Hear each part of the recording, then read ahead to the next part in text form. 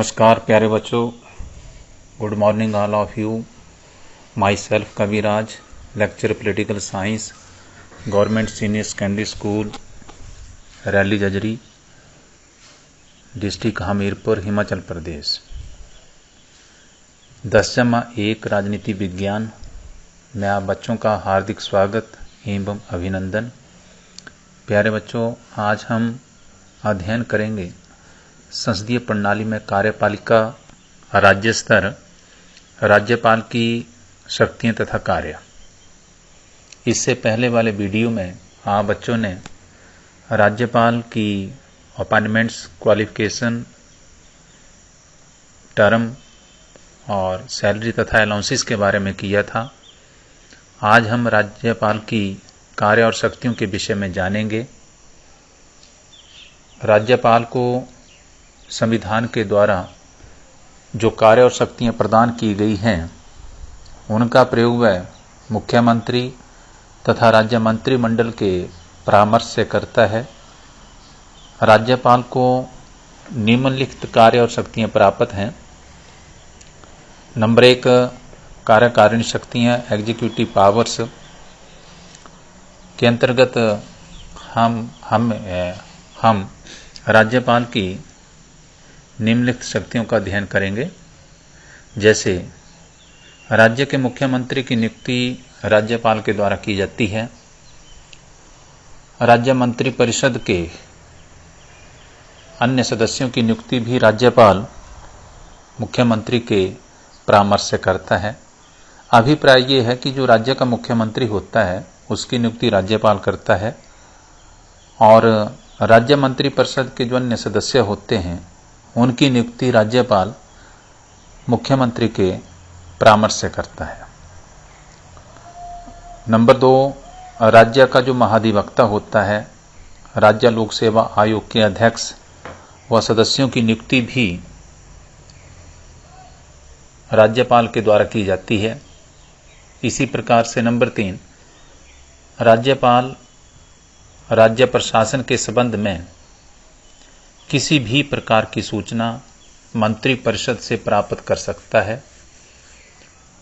Number 4, राष्ट्रपति राज्यपाल की रिपोर्ट प्राप्त होने पर किसी राज्य में संवैधानिक संकट की घोषणा कर सकता है। अभिप्राय ये है कि जो रिपोर्ट आर्टिकल 356 के अंतर्गत राज्यपाल के द्वारा राष्ट्रपति को दी जाती है, जिसमें यदि किसी राज्य का शासन संविधान के नियमों के अनुसार नहीं चल रहा है तो उस राज्य का राज्यपाल ऐसी रिपोर्ट राष्ट्रपति को देता है और राष्ट्रपति उस रिपोर्ट के आधार पर किसी राज्य में संवैधानिक संकट की घोषणा करके राष्ट्रपति शासन लगा सकता है।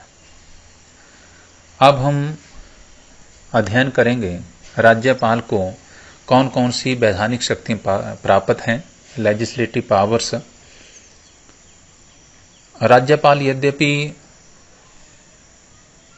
राज्य विधानमंडल का सदस्य नहीं होता है, परंतु वह राज्य विधानमंडल का अंग होता है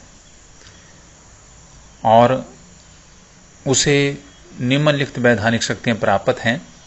जैसे नंबर 1, राज्यपाल जब और जहां उचित समझे राज्य विधानमंडल का अधिवेशन बुला सकता है। नंबर 2, राज्यपाल राज्य विधानमंडल के दोनों सदनों को अथवा एक सदन को स्थगित कर सकता है तथा राज्य विधानसभा को भंग भी कर सकता है।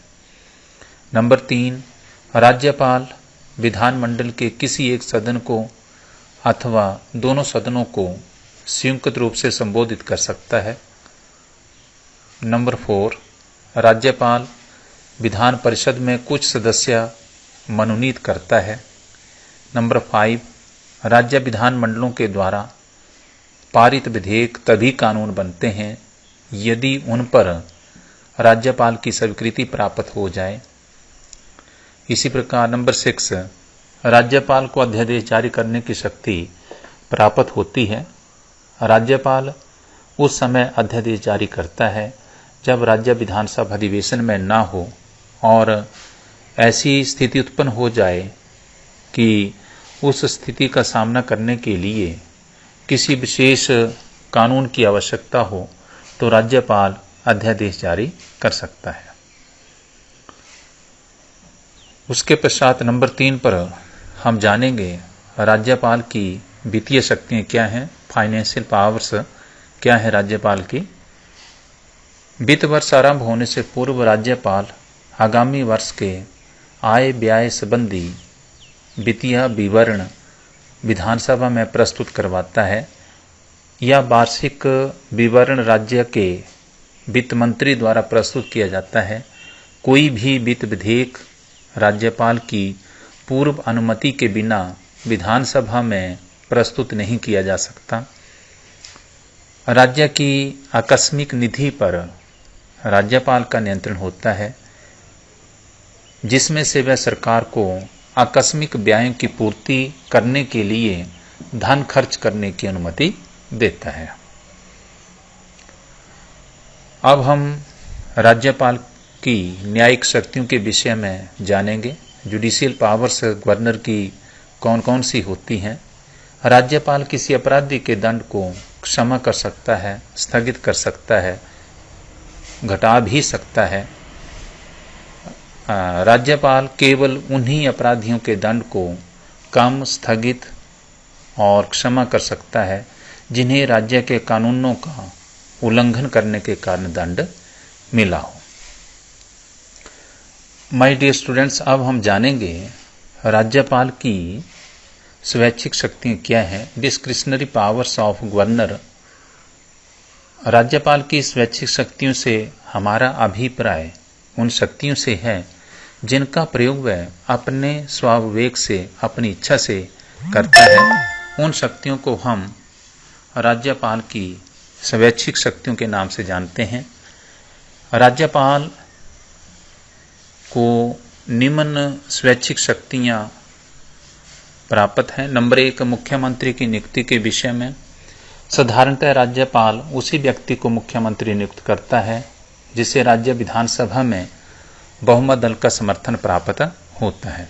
परंतु कई बार विधानसभा में स्थिति ऐसी हो सकती है कि किसी भी दल को विधानसभा में बहुमत प्राप्त ना हो, या विधानसभा जो है वो राज्य मंत्रिमंडल के विरुद्ध या मुख्यमंत्री के विरुद्ध अविश्वास प्रस्ताव पारित कर दे, तो ऐसी स्थिति में मुख्यमंत्री या मंत्रिमंडल को अपने पद से त्यागपत्र देना पड़ता है।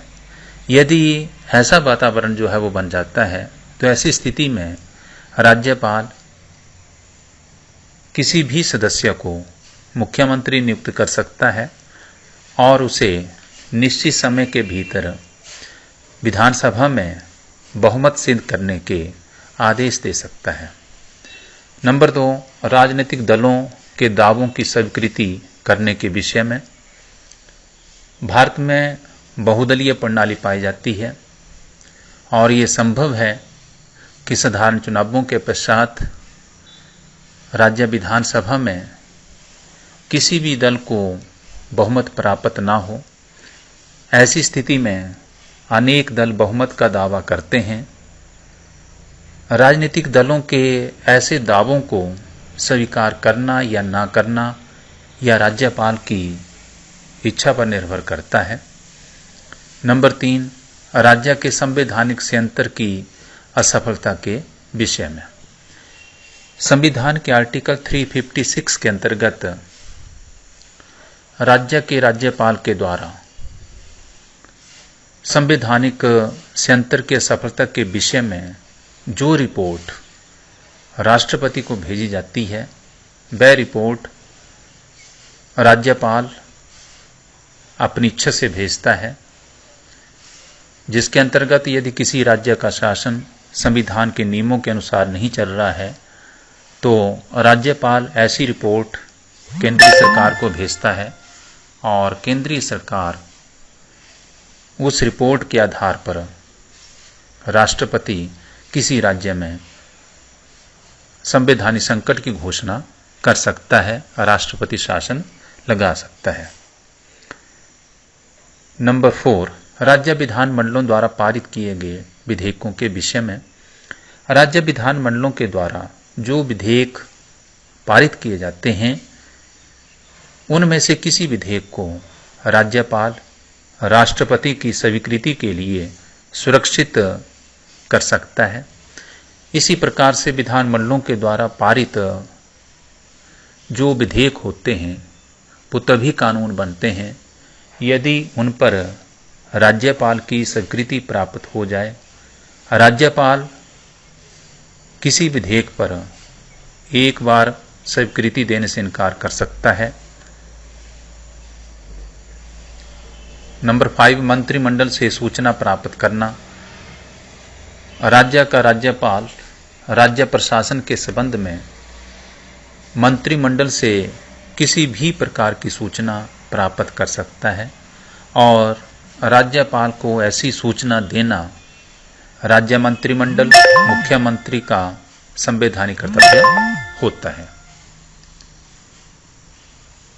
अब हम जानेंगे राज्यपाल की स्थिति, पोजीशन ऑफ गवर्नर। राज्यपाल की स्थिति यह है कि वह ना तो पूर्ण रूप से संवैधानिक मुखिया है और ना ही वास्तविक शासक है। साधारण स्थितियों में वह संसदीय प्रणाली के सिद्धांतों के अनुसार संवैधानिक मुखिया के रूप में कार्य करता है, परंतु विशेष परिस्थितियों में वह वास्तविक शासक के रूप में कार्य करता है।